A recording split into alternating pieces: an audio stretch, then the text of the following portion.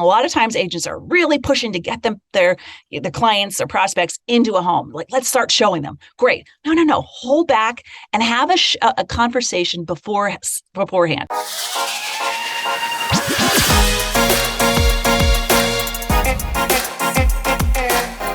Hello and welcome to episode 108 of the Smart Agents Podcast. My name is Michael Walter and I'll be your host. In today's episode, we're joined by Roseann Galvan, author of Showing Superpower, the real estate agent's guide to creating bespoke property presentations, fast commissions, and lifelong clients. If you've spent any time in the real estate industry, you've shown hundreds of homes. But while viewing properties herself, Roseann realized agents were not maximizing these opportunities. Throughout our conversation, she shares her tips for communicating with clients to find the perfect property quickly, maximizing open house showings, and how to maintain personal connections in the virtual world. Now, before we get on to today's featured interview, make sure to subscribe to the Smart Agents Podcast. You can find the show on all major podcasting platforms, such as Apple Podcasts, Google Podcasts, Spotify, and now Amazon Music. Also, if you or someone else on your team has an awesome story or tip to share with our community, send us a message at feedback@smartagents.com. We're always on the lookout for new stories to share. All right, let's get on to today's featured interview with Roseann Galvan. I've included a link to her book, Showing Superpower, in the episode description. If you could, just introduce yourself to us a little bit, who you are and kind of what you do. Sure. I'm Roseann Galvan, and I have to say that my involvement in real estate predates me. My parents were both immigrants and didn't have a lot of resources, didn't have a lot of education, and the way they made it work was through real estate. So I always tell them they were trailblazers to a certain extent. And this was before Bring Your Daughter to Work Day. They did Put Your Daughter to Work Day, and my siblings as well. And so we grew up in real estate. And my dad was a broker, and they sold, and they were doing the initially traditional agent business. And then, the light bulb comes off. Wow, this is a kind of a good investment as well. So they started their investing portfolio, and there you go, off to the races. So, we were cleaning rentals and, helping them hang up signs and putting out signs on Sunday morning and all of those things that you do. And probably like a lot of people in family businesses, when it was time to choose a business, I wanted anything but real estate, right? If you, whatever the family business is, you tend to want to go the other direction. So that was my plan. And I worked hard at that. I got a master's in communications, and we did a lot with presentation skills. I still do. And what did I do when I made some money? I invested in real estate because that's, and what was my hobby? Going to look at homes. I had an area when I was in grad school, and I had a certain neighborhood nearby, and my goal was to see every home that came on the market. So in doing that, what would happen? I would interact with a lot of agents, and I would see a lot of the same issues that I was working with sales teams. At this point, I'm working on sales presentations. The agents had those same issues, and it was kind of mind-boggling. Got a little more into it, got my own license, building my own little portfolio, and I got a couple different real estate clients that I would work with.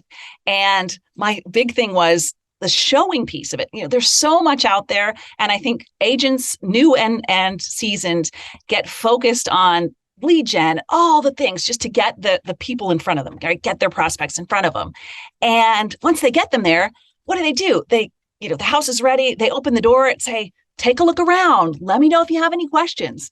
And I want to pull my hair out. So I filed all this stuff away, and you know how it goes. The next generation is coming up, and my own kids what are they doing? Going into the business. So I decided I'm going to put it all out there, and I wrote a book Showing Superpower, just specifically on this piece of the transaction. And this is the piece I'm really passionate about, because I feel like there's a lot of money left on the table.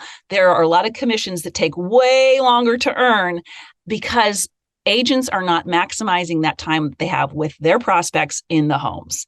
And either they're letting them kind of wander around, and they kind of like a little bit of this home and a little bit of that home. And when it comes time to make a decision, they're not passionate about anything, or they go in and admire the home like a museum, but they don't actually connect the dots to like, oh, this would be my home. I can see myself here. So the whole focus of the book and my message for so many agents is really maximizing that time where you have with your prospects in the property, whether it's in person, which is ideal, or as we know well, Michael, it may be via video, right? However it is, the time there is the golden opportunity, and let's make the most of that.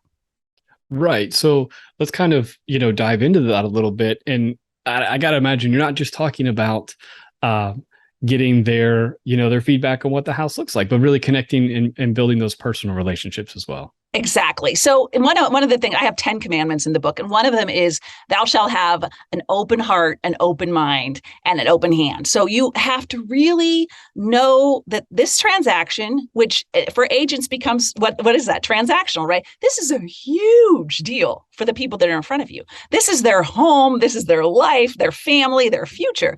So you kind of have to dial it back a little bit, slow down, really put yourself in their perspective and say, okay, let's see how you like to live and how this home is going to make it. Now, the key there is doing your homework up front. I think a lot of times agents are really pushing to get their clients or prospects into a home. Like, let's start showing them. Great. No. Hold back and have a conversation beforehand, a pre-sale conversation, pre-show conversation. And ideally, if there are two parties or more, sometimes somebody else is pitching in, or they're nowadays more and more multi-generational situations where the parents are going in with their adult children. All of those people, ideally, talk to them individually. Right. Because the collective conversation is very different than the individual conversation. And what I like to say is, the easiest thing is say, hey, can we take a walk? Do you walk your dog? Let's go. I'll come with you. Something where they're relaxed, the individuals are relaxed, and they're going to be open and honest with you. Then the truth will come out. What they're really looking for in a home. Yeah, okay, we're looking to upgrade. We want to go from 2 bedrooms to 3. That might be the obvious answer. But when you start talking to the individuals, I really want a little work shed outside, or I really want a 2-car garage. So it's not the official reasons, but those are really their hot buttons. And when you start to identify those and can find the properties that have those or have the potential to have those, which we often have to find, then you can, when you're in front of them, you point it out. Right. So, this is something for them. Sure, we are making sure that the big obvious stated needs are met. So we want that 3-bedroom, but we also want to approach and offer the individual needs and those motivators that all the different buying parties that people in the decision have. So for that, you want to make sure you do your slow down and do your homework up front. Right. Yeah. And I really like that idea of talking individually to people, because like you said, I can just imagine my wife and I sitting there, answering that question, and I might hold back on something that, I know it probably isn't necessarily high on her list. So I might just, keep it to myself. And you're not alone, Michael. That's pretty common. And I think it goes both ways. In your wife's defense, it goes both ways. Right. She might have a couple little things that she's looking for. And when you can identify those and then point them out at the property, then you get the buy-in, right? And you also get the focus, because one of the problems is agents are spending too much time showing too many properties, and it's taking a long time to make a buying decision. If you do your homework up front, of course, but with low inventories, we know how it goes. We may not have a lot to show them, but if you know what they're really looking for, what's really driving, you can focus them, you can show them less homes, and you can get them to make a buying decision faster. Right. I think one of the other, in that same kind of vein, is asking people, what is it about their current home that if they could change it, would make it, so then you really kind of get an idea of, okay, this is what you have, and this is what you really like. And so that way you can kind of find comparables to that also, and then just adding on those new features. Exactly. Good point. And you know what the problem is, Michael, that agents are afraid to ask that question because they think, I don't want them to say, forget it. I really like this home. No, if they're in front of you, there's a reason. And maybe that's going to be the end decision anyway. Then don't waste your time. Do help them facilitate that decision. They'll be selling, they'll be moving in 5 years. Right. So, why not get that out there early on? Oh, we really do like our, It doesn't happen that often, but that's the fear. That's the pushback that I hear from agents is, oh, I don't want to ask about their current home because then they'll decide not to buy. Probably not. And if not, they may put it off for a little while. But if you were the one that helped them get to that answer, they'll be back. They'll call you when it's time. Right. And I think that's even, a great for relocating, people relocating. They don't have that option to stay in No, the home. exactly. And so to really be able to get that information out of them about what was it about their particular house that they lived in there, can really go a long way in help narrowing your focus on properties to show. Exactly. And also too, in your area in Florida, probably a lot of people are buying second homes. So, what do you like about your existing home that you're really looking for in your vacation home or your investment home? Right. What were some of the other things when you, started out reviewing these, going to these open houses and seeing that, agents were just kind of not quite, getting right when it came to the showing part of. Oh, how much time do we have? Not that agents are bad, but there's just a lot of really common bad habits. First of all, the idea, take a look around and let me know if you have any questions. Banish that phrase, just scrub that out of your brain because that's not going to fly. Because what's going to happen is they will take a look around and they won't ask you any questions. What you want to say, also too, I have this concept was I want you to think about the word tour and just put a circle / around it. We're not giving tours.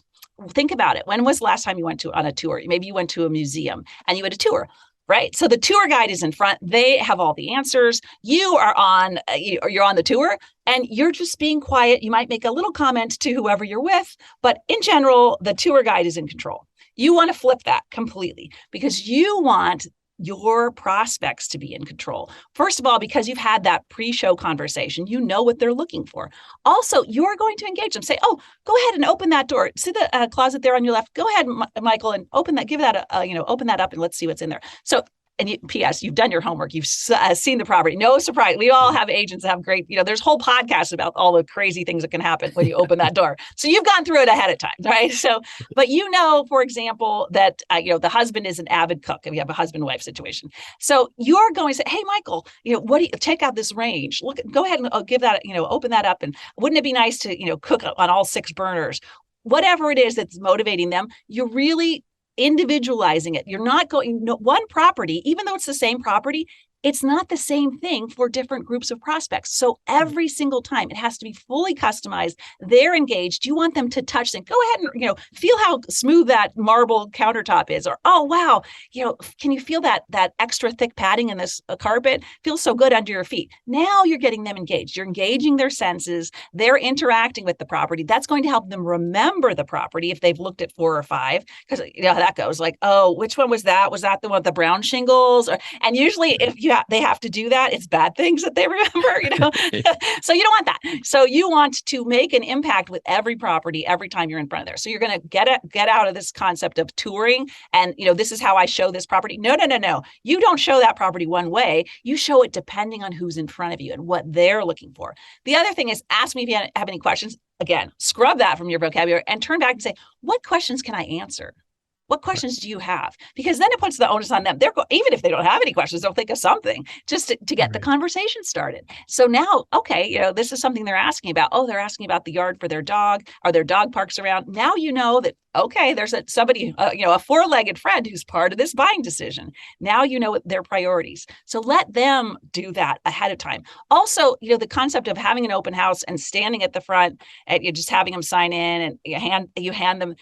Don't do that. Walk around, ideally tag team. So get either another agent on your team or your assistant to do the initial welcome, because it's just like a party. You don't want to walk in the door and like, oh, nobody acknowledges me. So they get acknowledged, but then you are going from all the different parties that are in there and just having that same conversation. Go ahead and touch that. Oh, feel how good this feels.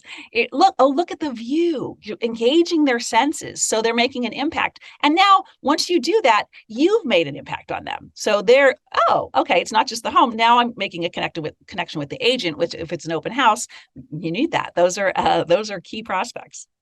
Right. And the great thing I love about open houses too, and doing it that way and having those tag team and, as you as the agent kind of walking around and kind of learning a little bit about each person that walks in, if you get their contact information, you can reach out to them real quickly with, hey, I have another property that might fit your needs better, and give that specific need that you talked about. Exactly. Now it's like, whoa, he's listening. Because guess Right. what? The 4 other open houses I went to, they didn't even acknowledge me, let alone listen to me, And if you can get that contact soon, within the 24 hours, ideally right away.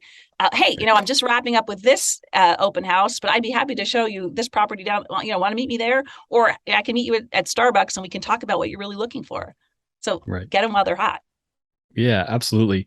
So, obviously, the last couple of years, things kind of changed quite a bit with showings, and a lot of things turned virtual, and even home showings went virtual. My brother, he's in the Coast Guard. When he got transferred from Oregon to Florida, it was all virtual. Everything was virtual. So how do you, in today's, virtual world, how do you keep that up? How do you keep that?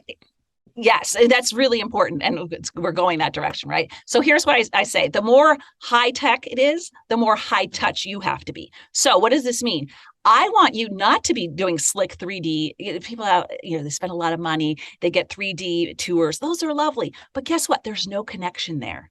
What you want to do instead is go literally have them live on the, if you can, have them live on a call and walk them through the property. And it can be herky jerky. You can laugh at something. It's okay. Be yourself a little bit bigger than your normal self, because that's going to keep them from the disconnect. That's going to get them to make a connection over the miles. Show them, again, same concept. He said he likes to cook. We're going to spend a lot of time showing the features of that kitchen to him. She said she wants to build a shed out in the back. Great. We're going to go outside. We're going to figure out where could that go? Or, is there an existing one you could do a little work with? You're really customizing it. It doesn't have to be pretty. It doesn't have to be on a tripod. And, no. You want it to be as personable as possible. The other concept is if you have to show it, that's you already videotaped it and they're not watching it live, try to walk through it with them while they're show them the video and say, hey, you just put me on. Well, let's do a Zoom call while you watch it. So then again, you're there and you're live and you're interacting them. What I don't want you to do is do the video and just send it to them and hope for the best. That is akin to, take a look around and let me know if you have any questions. No, we're not going to do that. The other thing is too, you can, the stylus, if you can do that, it's very simple. It's not actually hard to do. And where you're circling things, writing on things, just being interactive with it also shows, oh, wow, this is customized to me. I'm going to be more engaged. You have to work extra hard because now that the technology is separating us, we have to bridge that gap with our personality and being our normal, cheery, helpful selves. Right. And, the great thing about using, like, say, an iPhone and doing even if it's like a Zoom call or a FaceTime call, yep, you can record those and send them back and say, hey, just in case, you want to go back to us walking through, have that recording of you, absolutely. Yeah, because then you know how it goes. I mean, for me, I always have to see a property like 3 times. That's just who I am. Now, that's just me, and I know I'm weird like that. But again, I want to look through that, and if I hear you customizing it, pointing out those features that I'm really interested, it just cements it in there even further. So definitely record it and give it back to them so they can look at it. They can revisit the home multiple times, and you even say, "Hey, if you want to take another look, don't say, oh, it's like one time. I'll go back to that property. You can walk through again." If you want to see anything specific, because they may want to, dig deep on something, or they may think, oh, is that wall? Can I knock out a wall? Whatever. Hey, no problem. I'm happy to go back there. It's not just a one-time thing. Just like you would in person, you can go back multiple times. Right. So, people listening, they might be saying, it seems like a lot of work to get, do so much homework on the front end and really kind of tailor these showings. But tell me about how this really actually does shorten that sales cycle. Well, what happens is they focus. So, and what you want to do is you want, as much as possible, that prospect to see themselves living in that home, how they live or how they want to live. And that is going, okay, ooh, this isn't going to work for me, or, oh, this is great, right? So the fact is you don't want to push. I think agents get to have this habit of, oh, I really want to close this, so I'm going to, no, not every home is for every person, right? So you are going to have to, some of them, you're going to have some no's. Don't be afraid of that. Ideally, by having your pre-show conversation, you've narrowed it down. You know what they're looking for. And then when they have a no, great, you can eliminate that. But you want to have the momentum.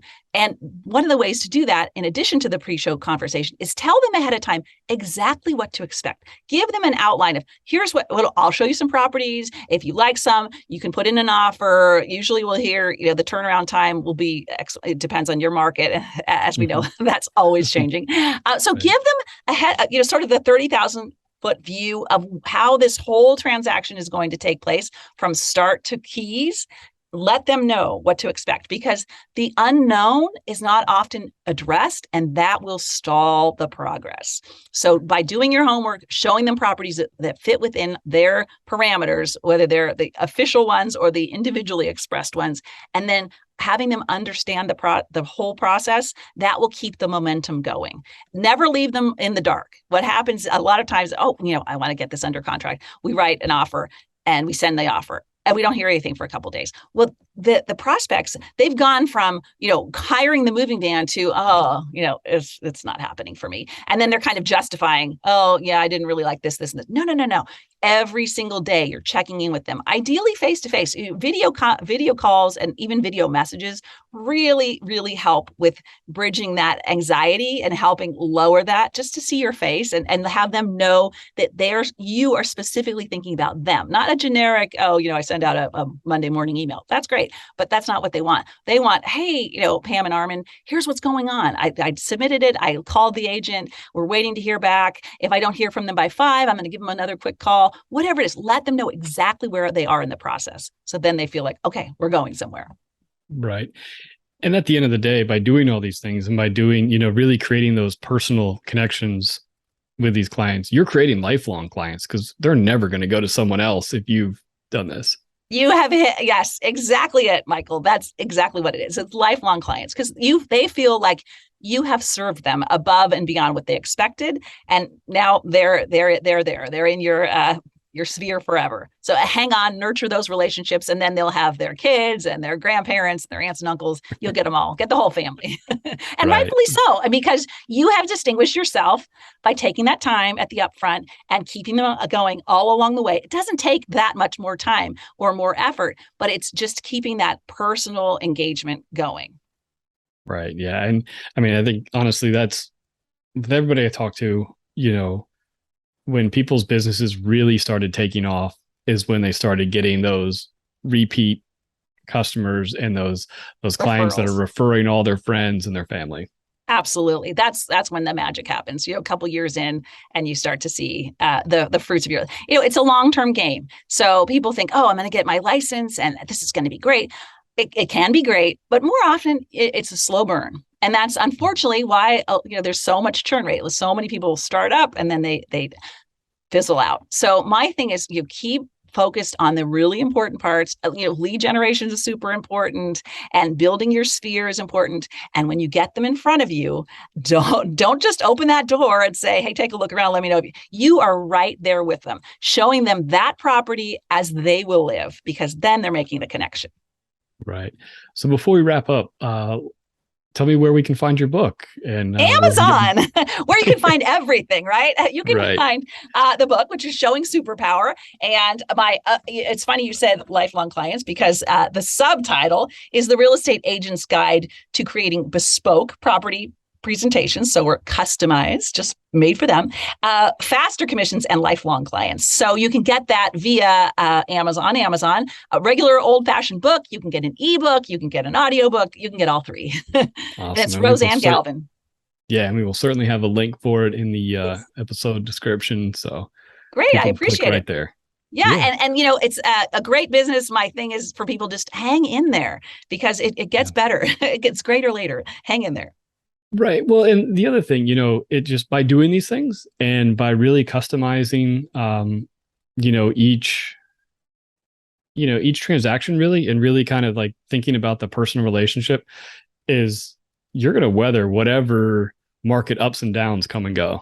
Absolutely. Because they'll come to you, even, the beauty when you start to really realize that you're, getting some traction is when people come to you and they ask a question. Maybe they're not buying right now, but they see you as that font of knowledge and that you're somebody who's going to respond to them. Don't brush that off. That's a key time where they say, hey, what is the market? I have some friends that are moving to the area. Is it a good time to buy right now? Give them an honest and well-researched and well-backed up answer. And now you're the go-to. And that's the sweet spot. That's where you want to be. Awesome. Thank you so much for taking some time with us today. Appreciate it. Thank you, Michael. Keep up the good work. It's a great business. We just have to keep everybody motivated and keep going. I want to thank Roseann for joining us today. She shared a ton of great tips, and you can find much more in her book, Showing Superpower. Check out the episode description for the link. So once again, if you think you or someone else on your team has an incredible story or tip to share with our community, send us a message at feedback@smartagents.com. Well, that wraps things up for this episode, but remember, follow the show wherever you listen to podcasts and make sure to subscribe to the Smart Agents YouTube channel. Again, I'm Michael Walter, and we'll see you on the next episode.